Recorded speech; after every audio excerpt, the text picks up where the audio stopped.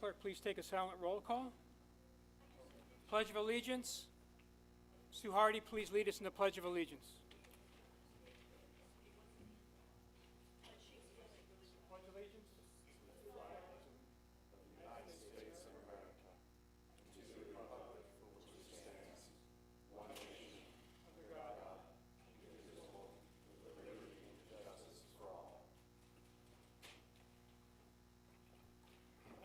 As we start, I would just remind everyone, when you come up to the podium to speak, please speak into the microphone so everyone can hear you, and the same for the town council members. First item up on the consent agenda, there is the consent agenda. So all items listed here under are considered to be routine by the town council and will be enacted by one motion. There will be no separate discussion of these items unless the council member so requests, in which event the item will be removed from the consent agenda and will be discussed separately. Item number 1, approval of the September 5th, 2023 joint meeting of the Carefree Town Council, the Board of Directors of the Town of Carefree Utilities Community Facilities District, and the Carefree Water Company. Item number 2, approval of November 7th, 2023 Town Council regular meeting minutes. Item number 3, approval of the December 5th, 2023 Town Council regular meeting minutes. Acceptance into the public record of the December 2023 paid bills. And finally, number 5, acceptance of the cash receipts and disbursements report for October 2023. So in my packet, item number 3 is not in the packet. Are there any of these items, 1, 2, 4, or 5, that the council would like to have pulled off the consent agenda? So hearing none, I would entertain a motion for approval of the consent agenda items 1, 2, 4, and 5. Motion to approve consent agenda items 1, 2, 4, and 5. Second. Second. All in favor? Aye. Opposed? It passes unanimously. Thank you. Current events. Mayor, I have a couple. Oh, sure, go right ahead.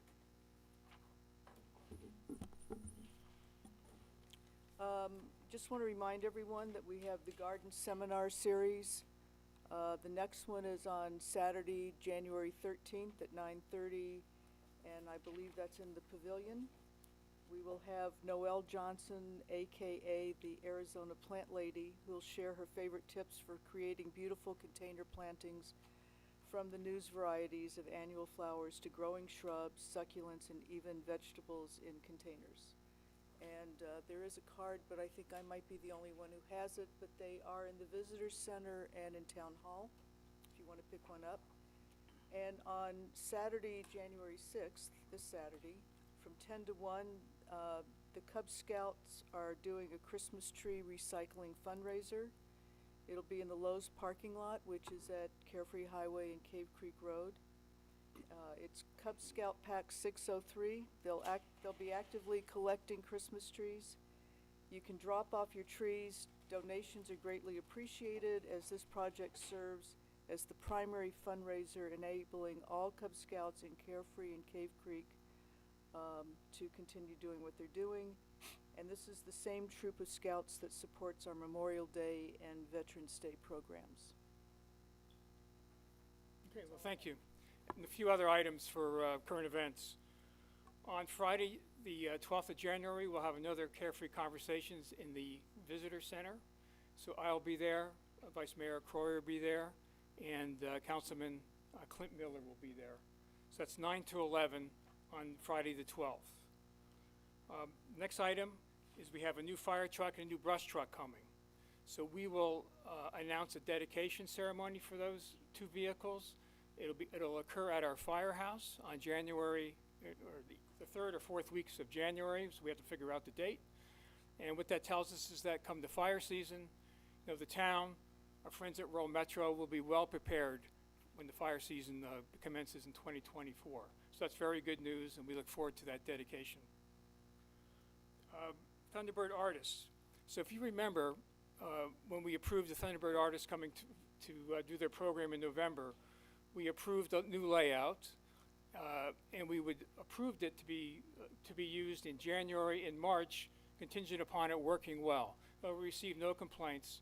So when they come up to do their festival, January 19th through the 21st, they're going to use the same layout.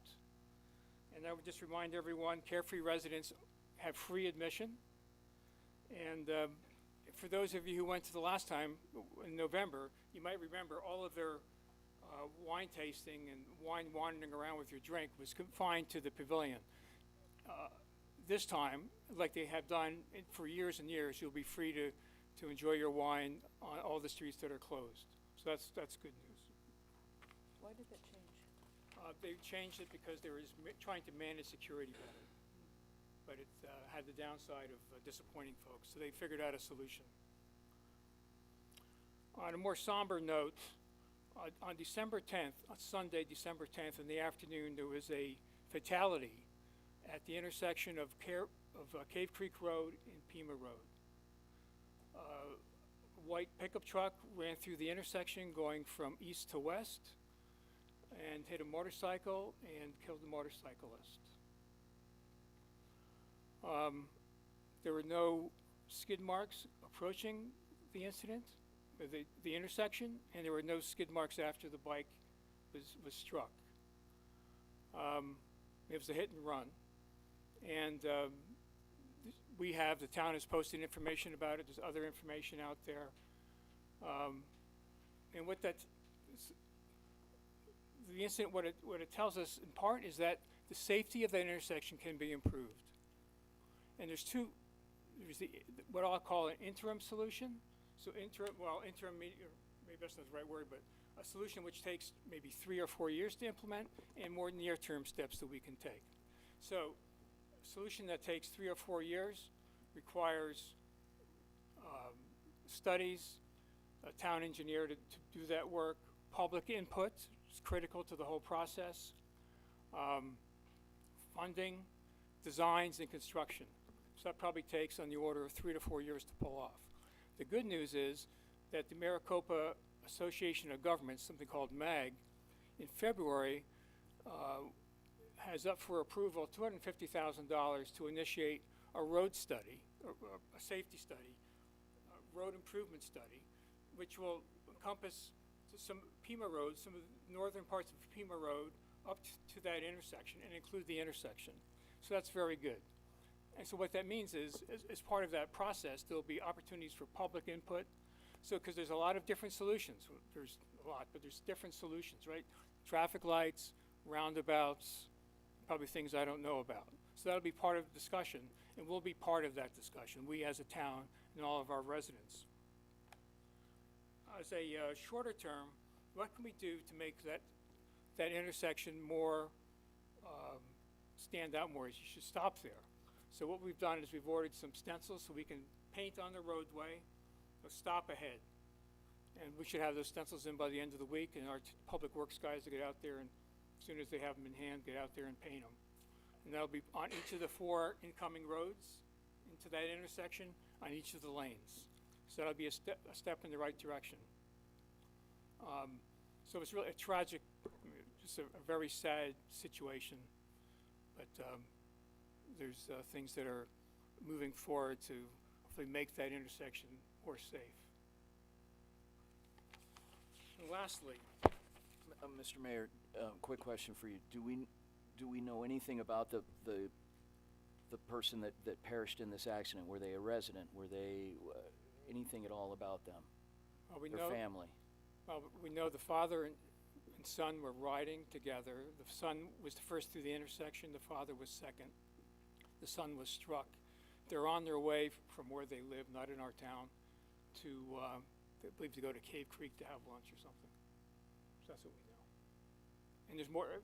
If you poke around online, you can find something. Outside of Town Hall, Foothills Focus, their top story on page 1 deals with this. So there were 2 riders on this one vehicle, you No, said? there's 2 bikes. Oh, 2 bikes involved. Okay. Mayor, is there any consideration for cameras, so if anything like this ever happens again, we have some way to track the individual down. Well, I think that's, when we undertake this MAG study, and this is going to commence relatively soon, Yeah. because it goes before the Regional MAG Council in February, that is something that can be flushed out. And the last item for current events is, on Thursday of last week, the 28th of December, the town received a letter from the State Trust Department dealing with the 48 acres across from the airport, state trust land. And basically what that letter did, it cautioned us against designating the state trust land as open space. So in other words, they own the land, and we cannot unilaterally give it new designations without working with the landowners. And a key thing to do is to read that letter. And it explains themselves in relatively simple terms, referencing statutes and so forth. The letter also reinforces the fact that the acquisition is done through a public process. And if we're going to have that land dedicated as an open space, that is the way to do it. And in fact, that's what's happening now. So we have Wendy Mattis, who's here with us today. She's heading up an effort to privately fund that acquisition. And that's the way to have this land acquired and have it dedicated to open space. So that letter has been posted on our website in the general plan area. So if you go to the general plan portion of our website, there's an area called supporting documents or something like that, and it's there. So you can go and read the letter. And when we go through the general plan further meetings, the next one I believe is February 12th, that will be part of the discussion. So it's important that those of you who have an interest in this open space, that have an interest in the general plan, that you read the letter and understand it and ask questions. You don't have to wait till February 12th to ask questions, but just be engaged. This is an important thing, so pay attention. Any other current events from the council? Okay, hearing none, close the current events.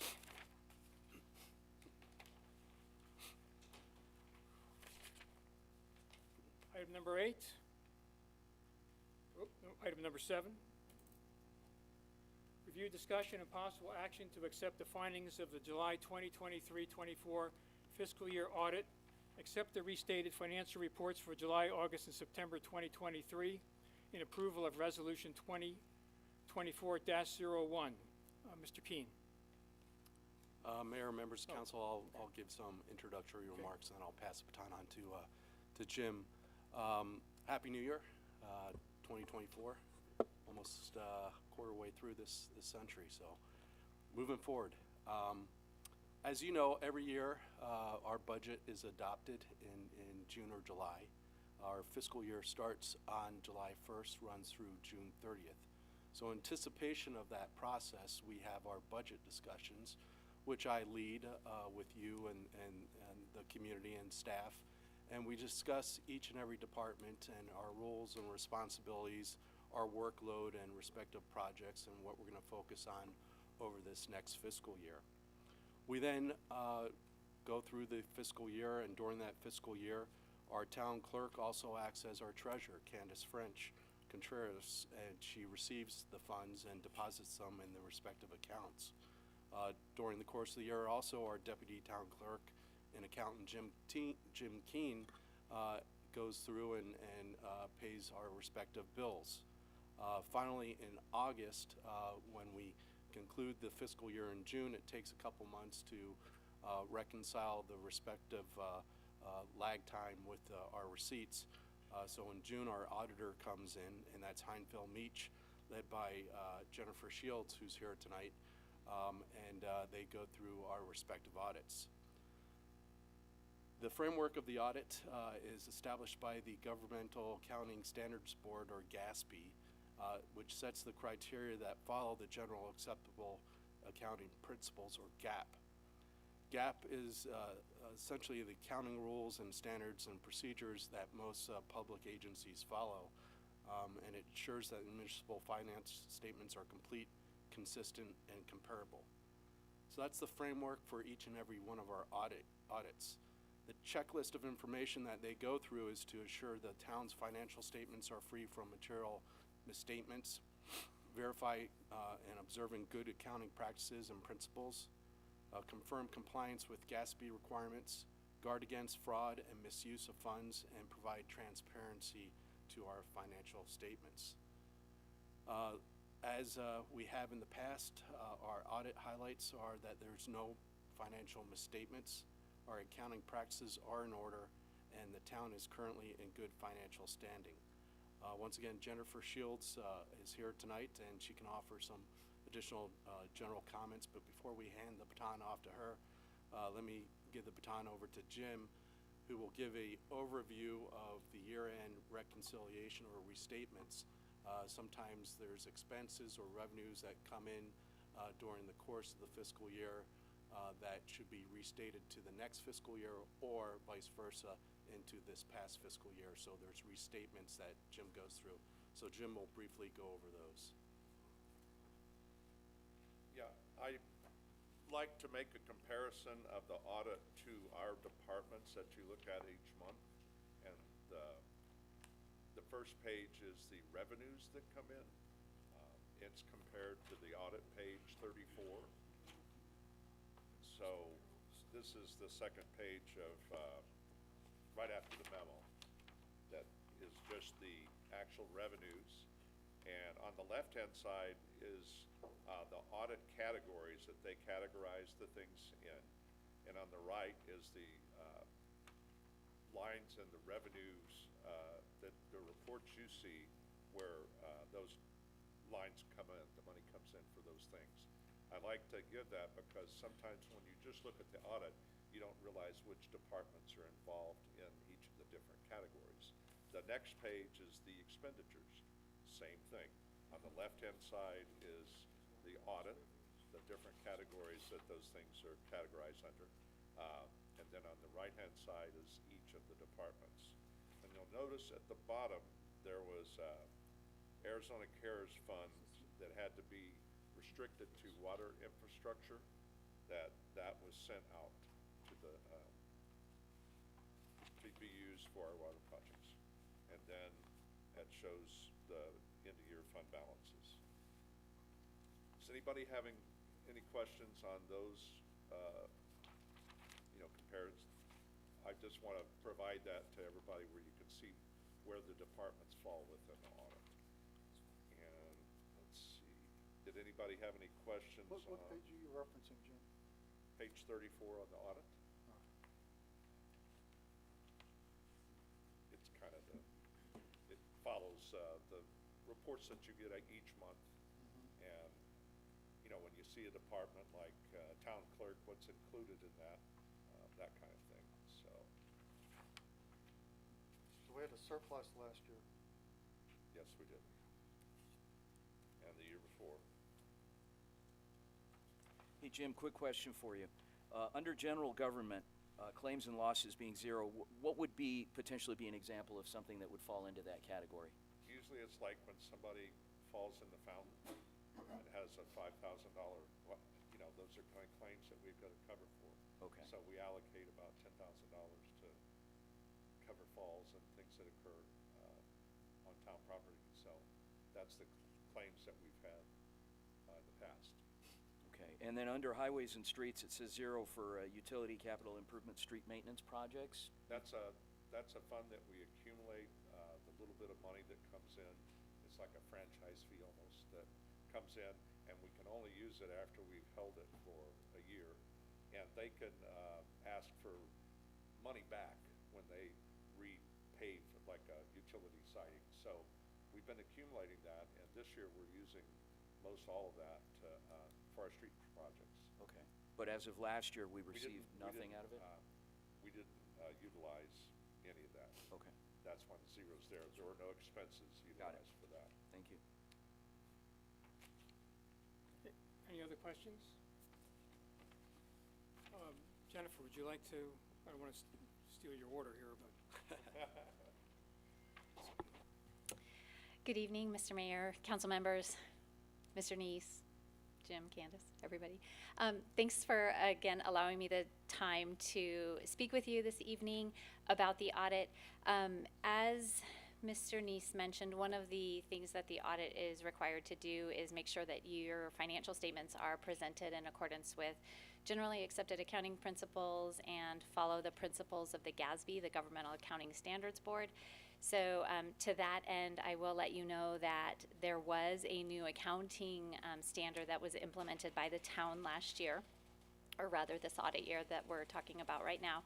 And that had to do with a new accounting standard that requires any long-term subscription-based technology arrangements be considered as long-term liabilities of the town.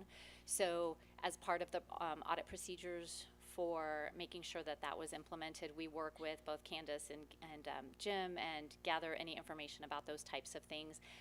Ultimately, the financial statements were not changed in terms of presentation for that, but the standard itself was implemented. So when you look at the audit opinion, you'll see that there's a reference to that in the audit opinion. It doesn't modify the audit opinion. The audit opinion itself is still what we call unmodified. Layman's terms, it's the clean opinion that everybody strives for. So the audit report was clean. We also do a report that we review the internal controls of the town and make sure that there are good controls in place to prevent material misstatements from occurring. And I'm happy to report that there were no findings that were noted that needed to be reported in that particular report as well. In terms of the timeline of the process, again, fieldwork was completed in the August timeframe, which is consistent with prior years. And we come on site and we perform a lot of procedures. We work really closely with both Jim and Candace, and they entertain all of our requests for a lot of information and documentation, and we go through all of that, and then we go through a process where we assist the town with drafting the actual financial statements that are presented before you this evening. So what we do with that is we compile all of that information from town records and data. We put everything into this report that meets those generally accepted accounting principles, and then ultimately send a draft of the report to management. That draft was provided in October, and then ultimately, through some iterations of, language edits and so on and so forth, the approval was provided by management in December, and the report was ultimately dated in December and became available for issuance at that time. In terms of other communications, I'm happy to report that we had no difficulties that we encountered in performing the audit procedures. There were no uncorrected misstatements that were required to be discussed this evening. We had no disagreements with management about accounting practices. And at the end of the audit, management always provides a list of representations to us, which essentially says that the things that we asked for were provided to us, in fact. One other thing that we're required to do as independent auditors is to maintain our ethical responsibilities in accordance with our professional standards. So all of our team members did, in fact, and well, everyone at the firm actually, at Heinfeld Meach, we maintained all of our ethical responsibilities so that we can, in fact, issue this opinion as independent auditors.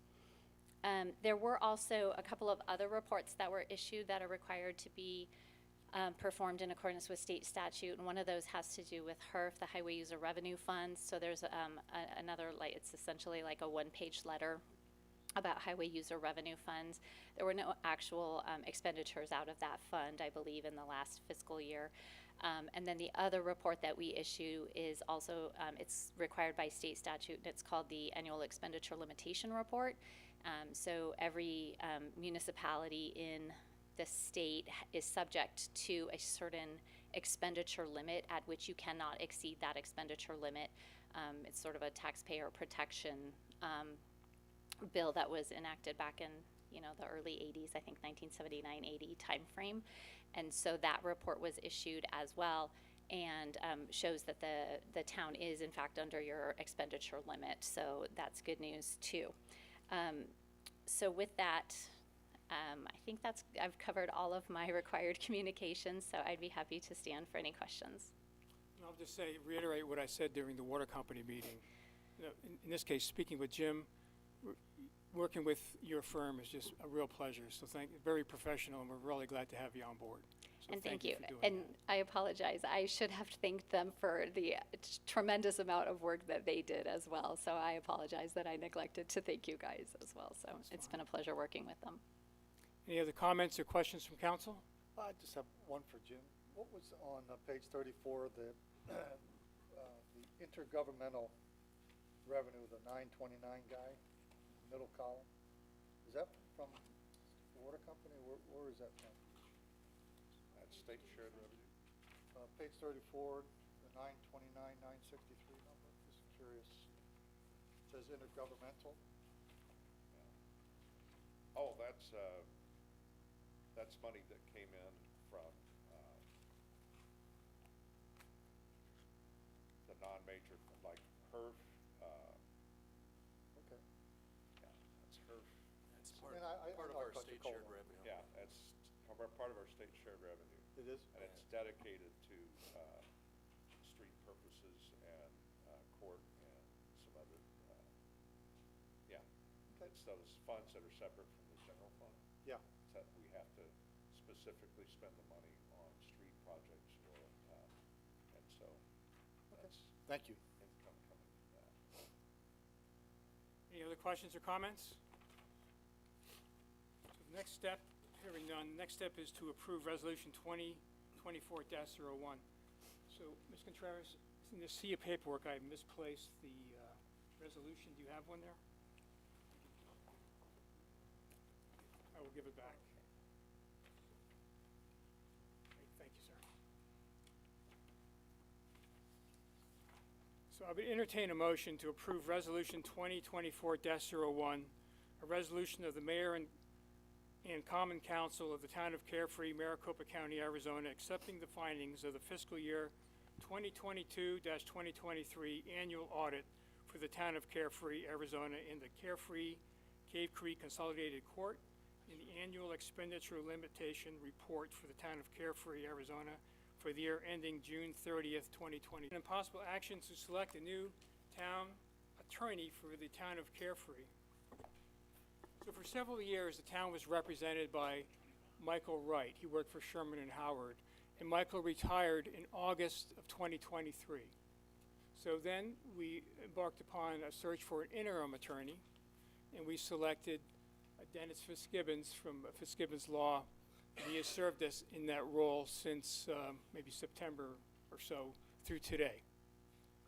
So now our task is to appoint a contracted attorney, someone who will be not interim, but it'll be our full-time attorney. And so when Michael Wright retired, we put out what's called an RFQ to identify a new contract attorney. We had 4 respondents. We created a small group in Town Hall to review those inputs. That consisted of the Vice Mayor, Councilman Johnson, the Town Clerk, Mr. Neese, and myself. And then reviewing those 4, we pared it down to 2, and we interviewed those 2. And those 2 were Pierce Coleman and Fitzgibbons Law. And if there's anyone here from Pierce Coleman, they're welcome to come up and speak. I don't see anyone. And then Dennis Fitzgibbons, you're welcome to say a word if you wish. Got it. Mr. Mayor, members of council, I just want to thank you for the opportunity to serve as your interim counsel for the last few months. I know our firm has enjoyed our relationship with the council, our relationship with the staff. You have a wonderful town administrator and city clerk and all your staff, and so we'd love the opportunity, and I know we've enjoyed our relation, would love to continue it. Thanks. Okay, great, thank you. So we created this group, and this group spoke with Dennis Fitzgibbons and another gentleman from his firm named Nick Coleman. And it was proposed that, Nick Cook, and it was proposed that Dennis would attend our council meetings and Nick would attend our planning and zoning and related activities that our Planning and Zoning Commission does. And then, so that group spoke with them. Councilman Delicio also spoke with those representatives of those law firms. And the group itself came to a conclusion, made a recommendation that Dennis Fitzgibbons' law firm, Fitzgibbons Law, would be a good choice for us. And at least in my mind, when we look at the things that we worry about as a town, the legal issues that we come across, so public documents, open meeting law issues, elections, employment, contracts. Personally, I look for a firm that works with small towns. So if we look at the towns that Fitzgibbons Law represents, Maricopa, Douglas, who else do you represent? Coolidge. Okay, so relatively small towns. Pierce Coleman, the gentleman who came to us and spoke, Alan Quist, very impressive attorney, very good. Strong background in land use, zoning. He's a general counsel to some relatively small towns. But the firm itself, this is not a knock, but the firm itself is probably the largest municipal law firm in the state. And my opinion is we're well served by a firm which really focuses on small towns, issues that we are faced with, and probably more in tune with the way a small town does business. And Vice Mayor might have a comment. She was on this group. Yeah, I just wanted to say that Dennis and Nick were very approachable, very knowledgeable, and they were people that we felt that we could work with long-term. And we feel very comfortable with you, and I'm hoping we're going to approve you. Any other comments from council? Any questions for Dennis? I felt very satisfied in speaking with Nick Cook. We had talked about just kind of how each of you handled each component of how you practice law, and there was a lot of expertise, particularly in things that we deal with day to day here, and the fact that you've already been working here and you understand kind of the nuances of some of the concerns that we have and things that we wish to capitalize on and continue to move forward on. I felt very satisfied with that, so thank you. Any other comments or questions? I think one point I failed to make is, the financial aspect's always something to think about.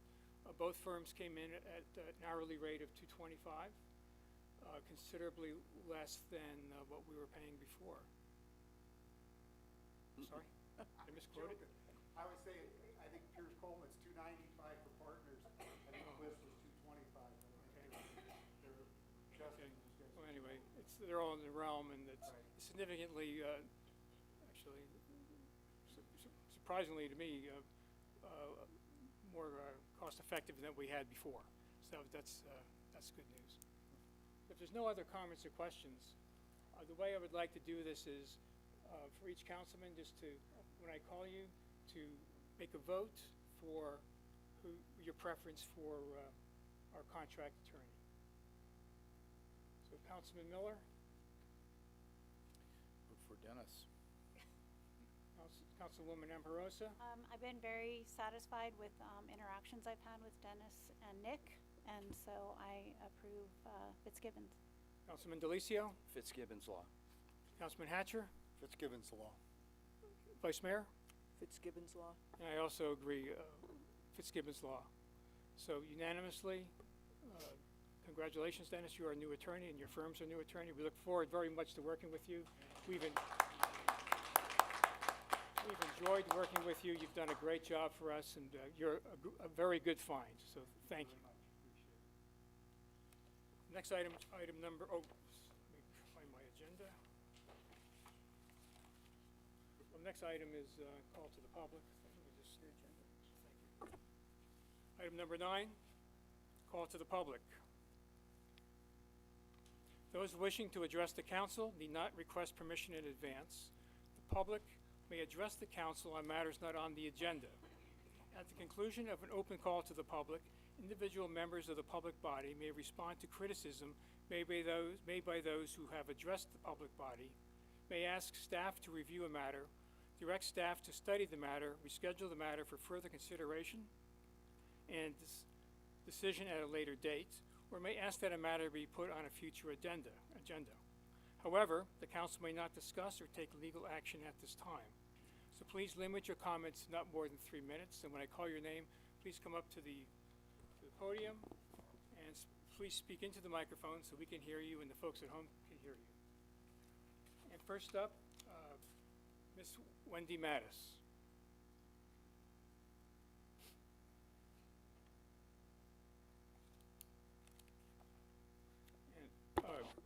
Town Clerk, please mind the clock. Thank you, Mayor Crane, Vice Mayor Coyer, Town Council Administration. I'm Wendy Mattis, Carefree resident. You all know that the majority of residents want the town to preserve open space. You know this because we've told you time and time again, I'm sure ad nauseum.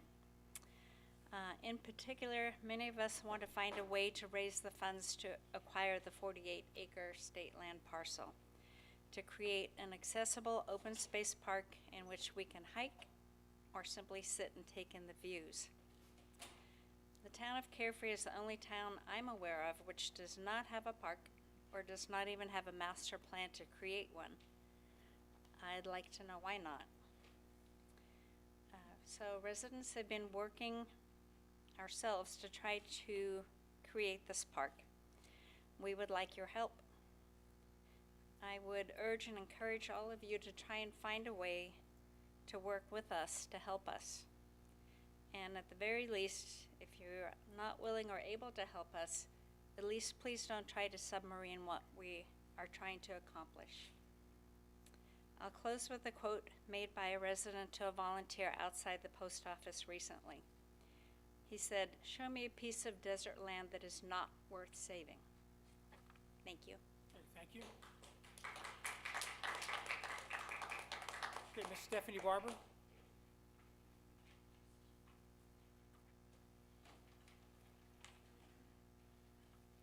Stephanie Barber, Carefree resident.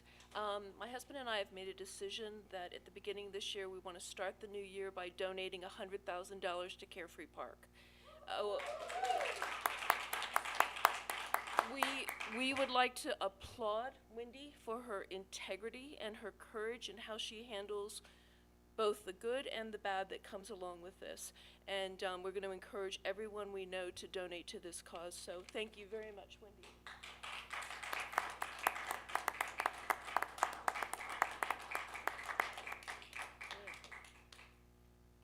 Ms. Ariane Buser.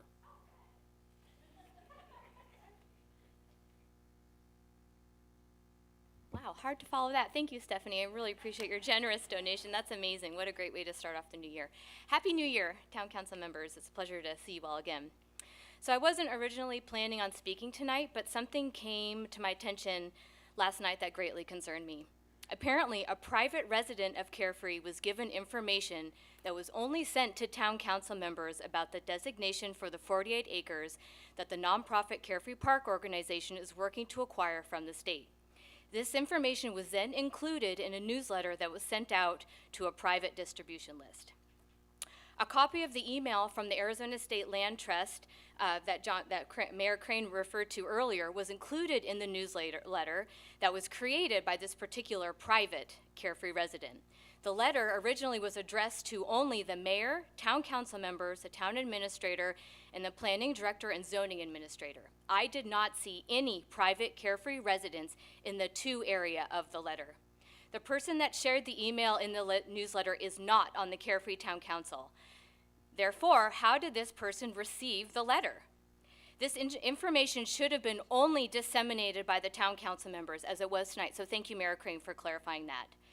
It should not have been disseminated by a private Carefree resident. So once again, I wonder, how did that information get shared with a private resident? That is a little disturbing and a little fishy to me, if you don't mind me saying so. In this newsletter, the author described the 48 acres as being, quote, scrub desert. How disappointing to hear someone who lives in the desert, by the way, criticize a piece of the unique Sonoran Desert as being scrub desert. This land represents a delicate and unique ecosystem that is home to over 150 old growth saguaro cactus, and that means easily 100 years old at least. Multiple types of flora and fauna that are only found in the Sonoran Desert, and many species of wildlife like coyotes, bobcats, javelina, deer, legally protected animals like the Gila monster, and a wide array of birds like owls, quail, and even the state bird, the cardinal. These animals live in the so-called scrub desert and were specifically created to live in said desert environment. The last I checked, a desert is not known for being green and lush like places on the East Coast or have coastal topography like the California coastline, for instance. If you question the natural and untouched beauty of this area, an area which we have all moved to for a reason, then I highly recommend that you get outside more and take in the sights and sounds of the active Sonoran Desert. You will be pleasantly surprised.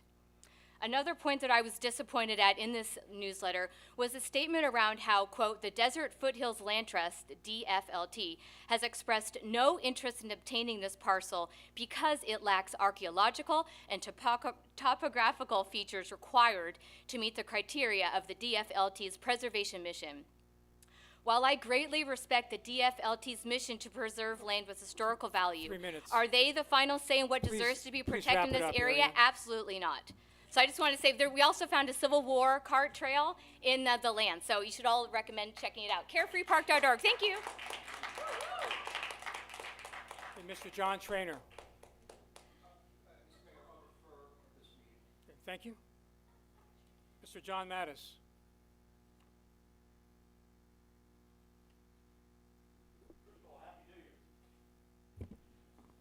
And I hope this will be a Happy New Year. I'm going to dovetail off of what was just said. The Arizona State Land Department letter was received on December 28th at 2:50 or 2:34 or 35, right around there. An email from this resident who requested a copy of this letter by Public Records Act was at 3:36. Now, that's a pretty tight scheme. Somebody obviously who was given this letter decided to disseminate that information to this person. In my opinion, and apparently our code of conduct adopted 3.1 of 16, section 3, subsection D, elected and appointed officials shall not place themselves in situations where their honesty and integrity may be questioned, should not behave improperly, and should on all occasions avoid appearance of such behavior. That didn't happen.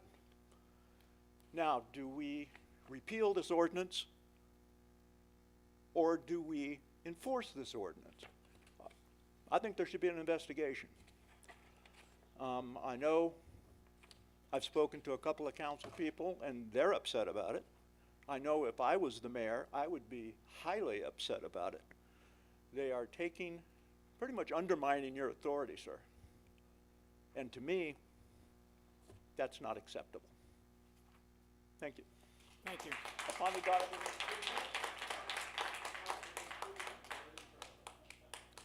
Ms. Diane Roth.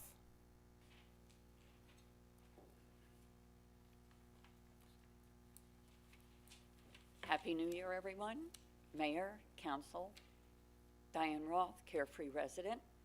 So not to beat a dead horse, but I too was amazed when I saw the email from Ms. Hitchens. And I thought, should we start the year by congratulating the town clerk for her unbelievably quick response to a records request by Lynn Hitchens? I mean, set a record, and can we hope that for 2024, any of us who have a records request get an equally quick response? So I look forward to that. And I look and say, Lynn Hitchens must have a bionic ear, because that old saying, you have your ear to the ground to hear things, to know about a letter when it touched base and was here maybe an hour before and then you were all closed. So maybe a New Year's resolution should be that that doesn't happen again. and there should be some respect for the residents of the town. I also suggest that maybe we should stop spending money on consultants and start spending it on actions to help the town. The old saying, talk is cheap, does not apply in this town because the consultants who all they do is talk have had a windfall. And my second suggestion would be, you're in an election year, so maybe unifying the town would be a great thing to do in a year of an election. So, Happy New Year. Okay, thank you. That closes call to the public. And there's one item, make sure I don't go out of bounds here, Council, on this request for public information. So the request from Lynn Hitchin was responded to quickly. In fact, I know our town clerk worked late that night because I got emails from her late on Friday night. And the public information requests from Mr. Mattis that came in today were replied to quickly in the morning hours. Just to lay that to rest, or at least give you my opinion. Okay, any other criticisms that council would like to respond to? So hearing none, the final, I've misplaced my agenda, but the last item on the agenda is adjournment, item number 10. Have a motion to adjourn? I move we adjourn. Second. Okay, all in favor? Aye. Okay, opposed? Okay, thank you very much for joining us tonight. I didn't realize we were sharing. But yeah. It's probably stuck in all that other stuff, right?